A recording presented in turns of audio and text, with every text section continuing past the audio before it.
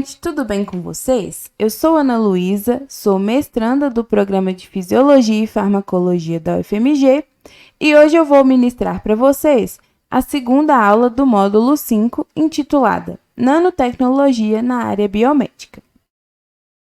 Bom, em 1959, em uma palestra intitulada Há mais espaços lá embaixo, o professor Richard Feynman apresentou o conceito da nanotecnologia, que tem sido amplamente utilizada até os dias de hoje.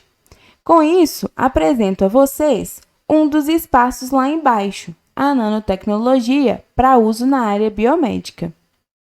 Bom, como vocês já viram anteriormente, a nanotecnologia pode ser aplicada a diversas áreas para múltiplos usos, inclusive na área da medicina e da biologia, no desenvolvimento de novas plataformas, melhorias de técnicas de diagnósticos e tratamentos já existentes, culminando então no tratamento de diversas patologias. Como podemos ver, é uma área em constante desenvolvimento e que tem contemplado cada vez mais tratamentos para inúmeras patologias. Trouxe aqui para vocês esses artigos que foram publicados recentemente em revistas referências da nossa área, mostrando a utilização da nanotecnologia no tratamento de diferentes doenças. Então, como a gente pode ver, é uma área bem grande. A partir disso, eu vou apresentar para vocês, então, 4 áreas em que utilizamos a nanotecnologia. São elas: os diagnósticos, a medicina regenerativa, o desenvolvimento de nanofármacos e de vacinas. A primeira aplicação sobre a qual nós iremos falar é no uso para diagnósticos, que serão divididos em 2 modalidades, in vitro e in vivo. Para os diagnósticos in vitro, são desenvolvidos dispositivos, através da nanotecnologia, que são utilizados nas análises de amostras biológicas, como sangue ou urina, por exemplo. Eles também apresentam maior rapidez, são mais baratos, menores em tamanho e possuem uma eficácia maior em comparação com os métodos convencionais, principalmente nos quesitos de sensibilidade e especificidade. Vou apresentar para vocês, então, 2 nanodispositivos para diagnósticos in vitro, que são os nanobiosensores e o Lab-on-Chip. Os nanobiosensores são uma vertente dos biosensores, que detectam amostras biológicas, comumente utilizados nas práticas laboratoriais, como o glicosímetro, por exemplo, que mede glicose na nossa corrente sanguínea. Porém, os nanobiosensores apresentam algum nanomaterial intrínseco, como, por exemplo, nanotubos de carbono, que conferem a esses dispositivos uma detecção mais rápida e a possibilidade de detecção de moléculas mais complexas. No caso dos nanobiosensores, que utilizam os nanotubos de carbono, eles apresentam uma alteração na sua resistência elétrica quando a proteína toca neles. E essa alteração elétrica, que pode ser medida externamente, porque emite um sinal, varia de proteína para proteína, permitindo, então, que o sensor acuse a presença de proteínas específicas, o que é bem interessante. Além disso, os nanobiosensores têm a vantagem de conseguir detectar múltiplos marcadores, em comparação com os convencionais, o que é bem interessante. Trouxe aqui para vocês, então, esse esquema apenas para demonstrar, como é utilizado um nanobiosensor. Bom, aqui nós colocamos a amostra com o nosso analito de interesse e o nosso analito vai, então, se ligar a um componente biológico que está intrínseco ao sensor. Quando ele se liga, acontece, então, uma alteração físico-química, por exemplo, mudança de pH ou aumento de temperatura, que vai gerar esse sinal, que será transduzido, processado, e então vai gerar um sinal para a gente, que vai ser legível e quantificável. Então, é bem fácil de ser utilizado. O outro dispositivo do qual nós vamos falar é o Lab-on-Chip, ou como o próprio nome já diz, é um laboratório em um chip. Ele é um dispositivo em forma de pequenos chips de acrílico ou outros materiais, contendo então microcanais acoplados a áreas com nanosensores que são capazes de fazer preparação, detecção, purificação de amostras biológicas e ainda extração de DNA. Para isso, né, nós utilizamos então a técnica de microfluídica, onde se utiliza quantidades muito pequenas de amostras e reagentes, o que torna a técnica, então, extremamente atrativa pela sua facilidade, rapidez, né, por ser mais barata, já que você não vai utilizar muitos reagentes, e por ser também altamente eficaz. Então, ela é bem vantajosa. Esses chips, eles foram desenvolvidos principalmente para uso em países emergentes que não contam com uma infraestrutura adequada para análises clínicas. Então, é bem interessante. Já no nicho dos diagnósticos em vivo, eu vou citar dois tipos que são utilizados na prática: os diagnósticos por imagem e os diagnósticos moleculares. Nos diagnósticos de imagem, há agentes de contraste que utilizam nanopartículas metálicas para fazer o imageamento de órgãos, que é uma alternativa a outros agentes de contraste que podem causar reações alérgicas nos pacientes, como, por exemplo, o iodo. As nanopartículas comumente utilizadas são as de ouro e de ferro, sendo que a nanopartícula de ouro ainda possui uma característica muito interessante e que é bem importante, que é a capacidade de gerar fototermia. Mas o que é isso? Bom, ela utiliza a luz absorvida para gerar calor e matar células do câncer, por exemplo. Possuindo, então, esse potencial, né, de fazer o diagnóstico e de promover ali uma terapêutica, o que nós chamamos de teranóstico. Então, é bem interessante.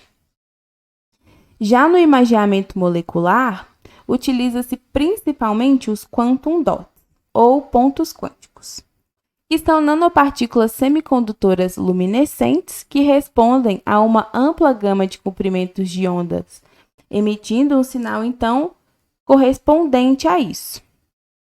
Os quantum dots, nesse caso, se ligam à molécula de interesse e, quando irradiadas, emitem essa fluorescência, apresentando, então, uma emissão de luz ajustável, o que é bem interessante. Uma outra vantagem deles é que eles são resistentes à fotodegradação e à degradação química, o que é uma vantagem, então, nas imagens moleculares. A segunda aplicação sobre a qual nós iremos falar é na medicina regenerativa, que tem como foco principal a engenharia de tecidos, onde desenvolve-se tecidos biocompatíveis utilizando materiais como nanofibras, por exemplo, que são utilizados em reparo tecidual para pessoas com queimadura de alto grau, por exemplo, né? E uma das principais perspectivas é a produção de órgãos inteiros, o que seria muito interessante no caso de transplantes de órgãos, onde o paciente fica por muitos anos numa fila, né, esperando um transplante. Caso a gente consiga desenvolver um órgão inteiro, é bem interessante. Essa última imagem é um mini coração que foi bioimpresso, né, em uma impressora 3D por uma equipe de pesquisadores de Israel. Então, a gente pode ver que é uma área com uma perspectiva gigantesca, né? Bom, a terceira área de aplicação é a mais comum e mais antiga da nanotecnologia na área biomédica, que é a produção de nanofármacos. Os nanofármacos, eles são considerados medicamentos inteligentes, pois eles possuem os nanocarreadores, que são estruturas capazes de melhorar os parâmetros farmacocinéticos da droga. Mas o que é a farmacocinética, então? A farmacocinética é o caminho que o fármaco percorre no seu corpo, desde a sua administração até a sua eliminação, e como ele se distribui para os tecidos. No caso, esses nanocarreadores podem ser de dois tipos: naturais ou sintéticos. sendo os naturais como adenovírus associados, dentre vários outros, e os sintéticos, aqueles que são desenvolvidos em laboratório, como nanotubos, lipossomas, que são amplamente utilizados, nanopartículas de diversos materiais, ciclodestrinas, dentre vários outros. Os carreadores sintéticos são mais utilizados porque eles conseguem carregar maiores quantidades de droga ou ácido nucleico, por exemplo, em relação aos naturais, além de não causar imunogenicidade, ou seja, ele não reage com o sistema imune, né? Como os naturais podem causar, por exemplo.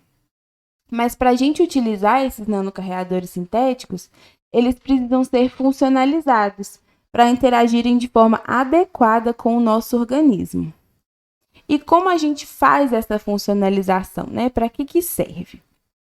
Bom, a funcionalização de nanomateriais, ela consiste em adicionar substâncias ou moléculas que irão ajudar nos parâmetros farmacocinéticos da droga, como, por exemplo, aumentar a biodisponibilidade, né? Ou seja, tornando o fármaco mais disponível para ser absorvido no alvo. Ele não será eliminado, então, tão depressa. Pode também ajudar a reduzir a toxicidade a tecidos adjacentes, que é um problema comum, por exemplo, em quimioterapias, onde os quimioterápicos matam também os tecidos adjacentes ao câncer. Então, é bem interessante a utilização desses materiais nesse caso. E uma outra característica é que eles podem aumentar a solubilidade de fármacos que são muito hidrofóbicos e tendem a ser eliminados muito rápido no organismo.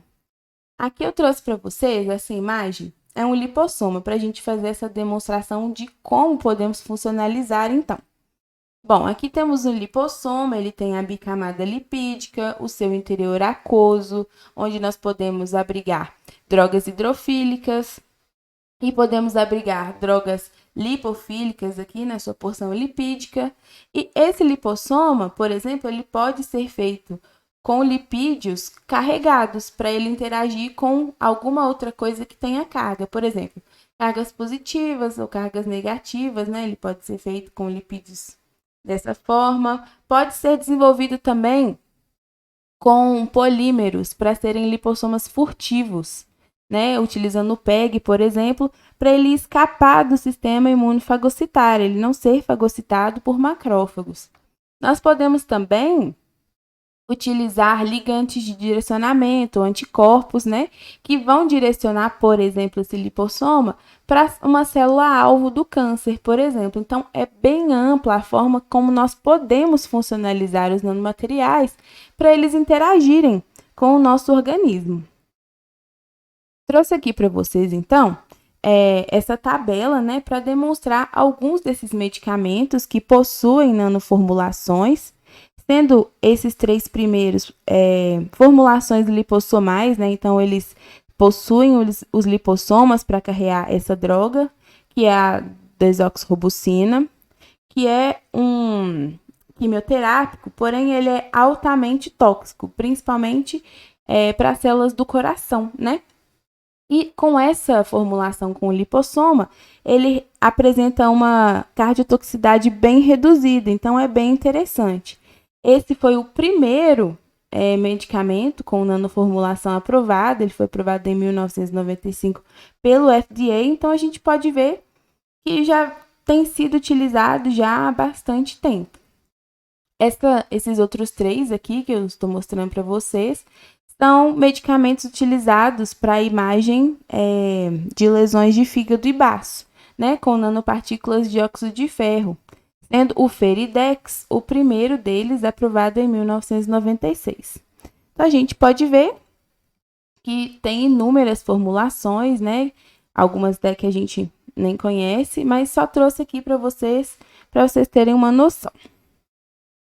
Bom, e a última aplicação sobre a qual eu vou falar para vocês é no desenvolvimento de vacinas. Principalmente no contexto, né, que nós estamos vivendo, tempos de Covid, várias empresas desenvolveram vacinas, sendo a Moderna e a Pfizer juntamente com a BioNTech, desenvolveram suas vacinas utilizando nanopartículas lipídicas para carrear o mRNA do vírus, né? O RNA mensageiro. Inclusive, a vacina da Pfizer com a BioNTech já foi aprovada, ela já está em fase de imunização da população do Reino Unido, né? E essas vacinas, elas são de nanopartículas lipídicas para carrear o RNA mensageiro do vírus encapsulado, porque o RNA mensageiro, ele é uma macromolécula extremamente instável, né? Ele é degradado muito rapidamente. Então, a utilização da nanopartícula para carrear isso foi bem interessante.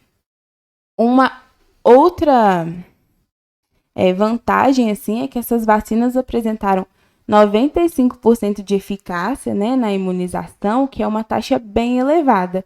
Então, a gente pode ver como essa área da nanotecnologia, na área biomédica, é bem versátil e tem um grande potencial para tratamentos diversos. Bom, nós estamos chegando ao fim dessa aula e eu gostaria, então, de deixar essa pergunta para vocês. Como, depois de tudo o que eu disse, vocês acham que essas nanoestruturas podem ser utilizadas no tratamento do câncer? Essa pergunta ela vai ser respondida na próxima aula, então fiquem de olho. Dito isso, eu agradeço a todos pela atenção, tenham um ótimo restante de curso, fiquem seguros e nós nos vemos logo mais na nossa aula síncrona para tirar as dúvidas e conversarmos mais. Até lá!